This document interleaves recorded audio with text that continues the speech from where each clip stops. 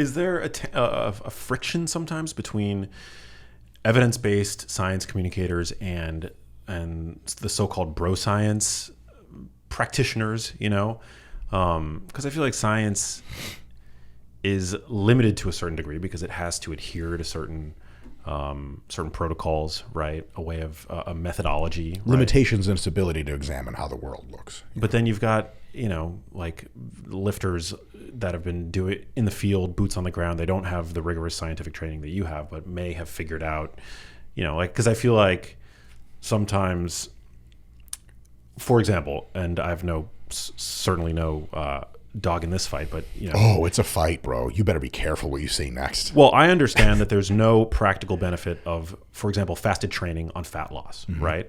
But I've also heard that some bodybuilders kind of like swear by it, regardless of what the data says. How do you reconcile, those two camps, I suppose? Totally. So in an ideal situation, what you would do as an intelligent person trying to get their best results is you would consult several sources. One, what are the scientists saying? They have a very limited view of the world, but their view is more precise. They don't make as many mistakes. What they know is very likely to be true, and they're not likely to be swayed by crap guesses or bad anecdotes or shitty assumptions that could never be verified. But they just, because their scope of study is like mostly recreationally trained undergraduates at universities in the United States and Europe, ages 18 to 22, and sample sizes of 10 to 20 each group, there's only so much they can learn.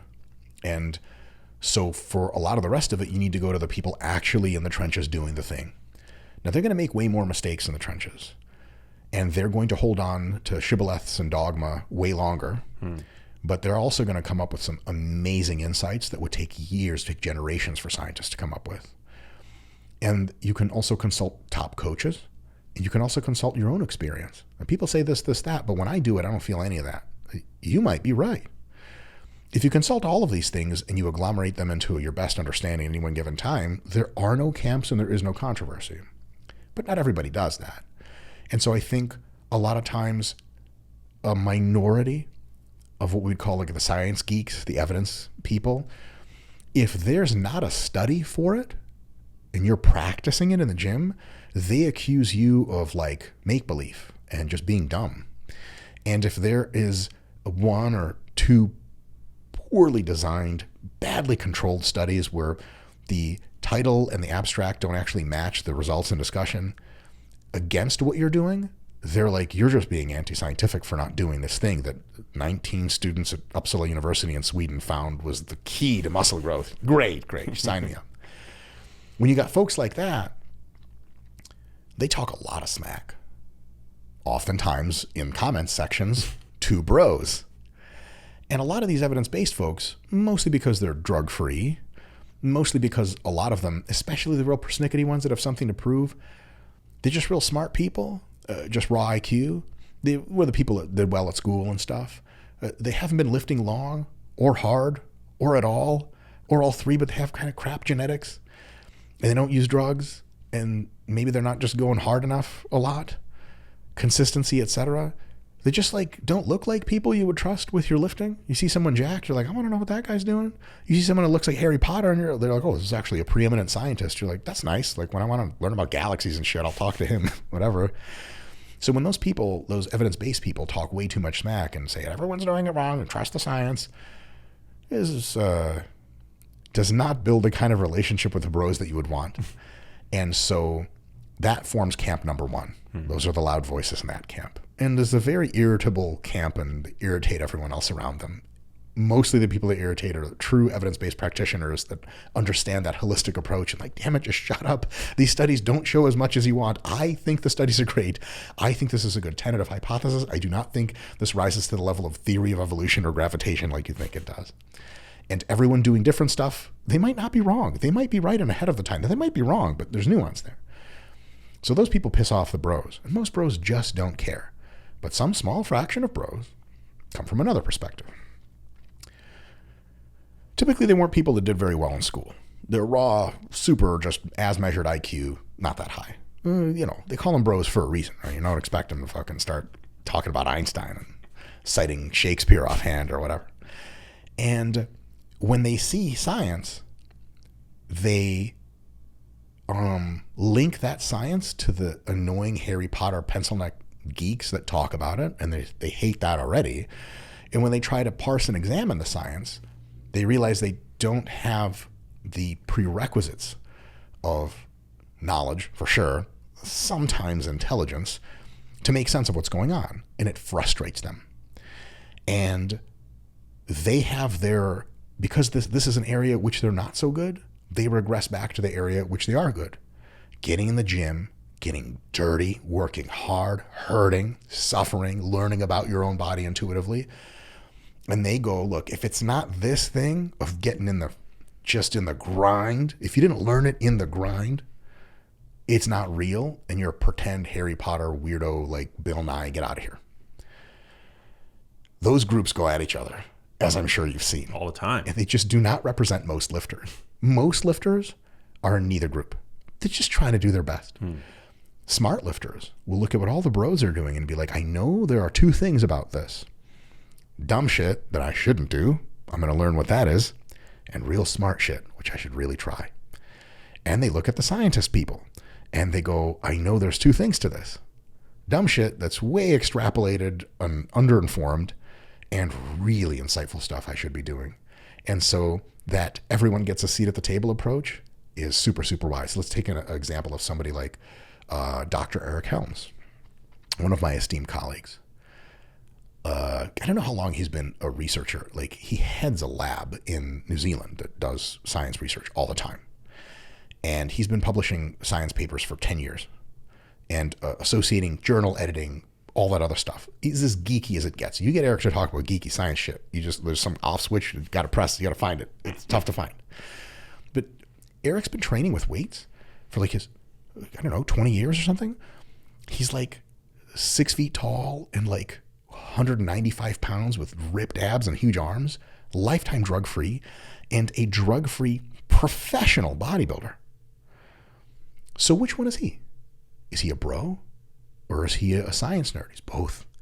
And he's the very best of both. So you want someone to follow? That's who you listen to. Lane Norton. What is he? IPF world champion powerlifter. Again, pro natural bodybuilder. Multi-time published researcher. These are heavy hitters. You don't just have to listen to these superstar people, but people like that can teach you how to take from both sides and not just write off the bros as idiots, although sometimes they are, and not just write off the science people as pencil-neck geeks out of touch with reality, though sometimes they are. We're just trying to bring in as many voices as make sense to the overall conversation. I think that's probably the best way to go about it. Yeah, that's what I try to do. I try to bring in the best of, I've always said that my approach is evidence-based but not evidence-bound. I love that. That's evidence, amazing. Yeah. I'm also stealing that. I will come after you if you steal that one. If you come after me, my lawyers will know that I was the one that invented this first, but it happened in my head 10 seconds before he said it. But that's always been my approach, and I think that's a reasonable approach to take, particularly in these areas. It's like nutrition is not physics. Nutrition is for example, it's a field where a lot of the data can be really weak. And I think.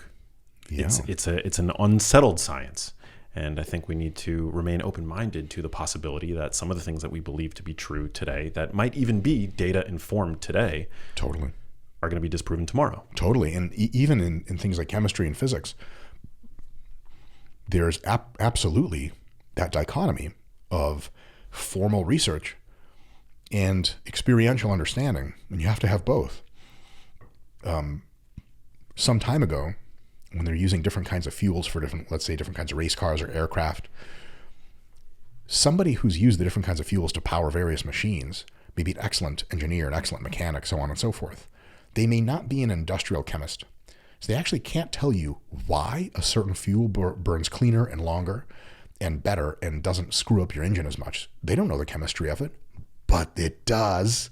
And they'll be like, don't use that, use this. And you're like, really? But chemistry, there's no publications on it. You're like, look, I'm going to tell you is you put this fuel in this engine, you're going to get fewer hours out of it. And it's going to gunk up the works. That's still real. That's actually happening. And if you can get science behind it, dope. I mean, science is the ultimate resolver of what is true and what is not.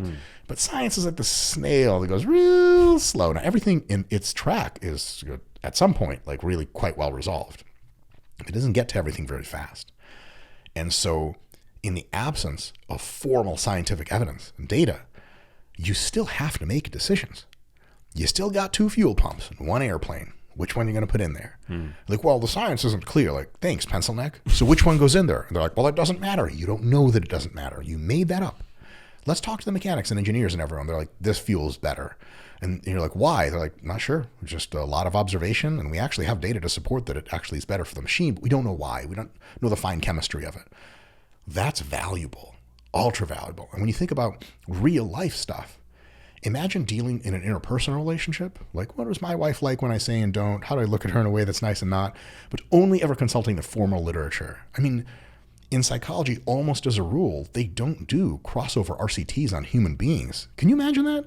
Be like, you like your wife, right? Like, yeah. Well, you're going to live with someone else for 5 years. I'm going to control. What? This is the most unethical thing I've ever heard. So as far as like best practices for relationships, best practices for parenting, most of that doesn't pass scientific muster at all. But we still have to parent and we still have to live with each other. And there are kind of insights you can glean from just doing a thing over and over a lot and seeing not so good results, doing another thing and seeing some much better results. You talk to other people, like, I get better results doing the thing you talked about. And you're like, okay. We don't have a study for it, but I still have to make a guess. And so a lot of people like to do this thing where they're like, well, I reserve judgment until the science is in. Dope. Then don't come to the gym. Just sit there. Sit at home. And then when you come to the gym, you had better not be doing any exercises that have been researched. How many exercises have never been researched in a laboratory? 97% of them. Most of the exercises you see in a laboratory are like the ones that are easy to research. We have lots of other data on. We understand really well.